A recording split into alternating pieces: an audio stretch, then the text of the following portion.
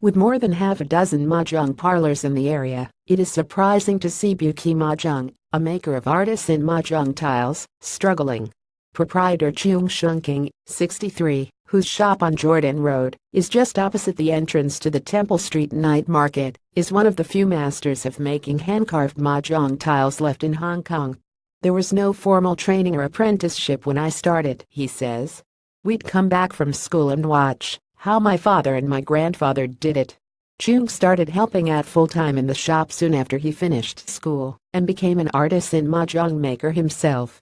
His father opened Biu Kee MahJong in the mid-1960s.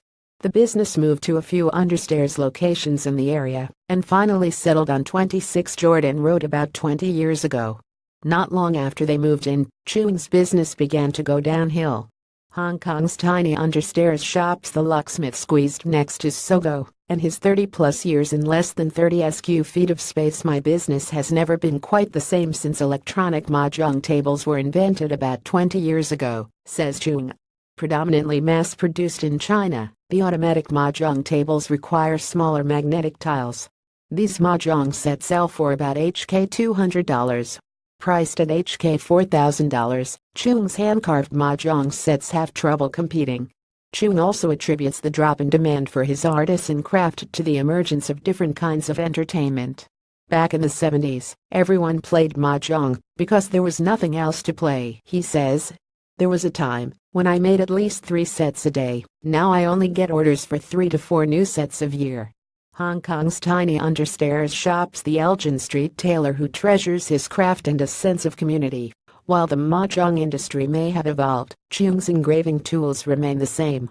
There are 144 tiles in one mahjong set, and he uses 3 main tools to carve out the different patterns.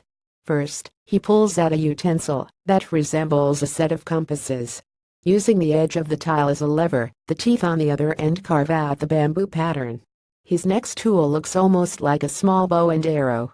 As Chung moves the wooden lever up and down, the teeth on the bottom of the tool etch out a circle pattern.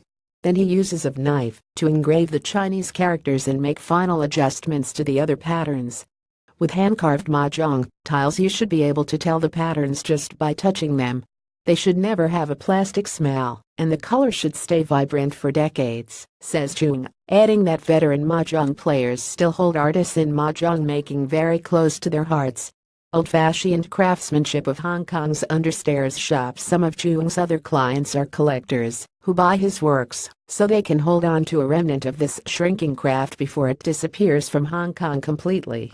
After 5 decades in the industry, Chung is not optimistic about the future of hand-carved mahjong sets. He says it is impossible to make a living out of his business. But this is the only livelihood he has ever known, so, for now at least, Biu Kee MahJong is still open for business.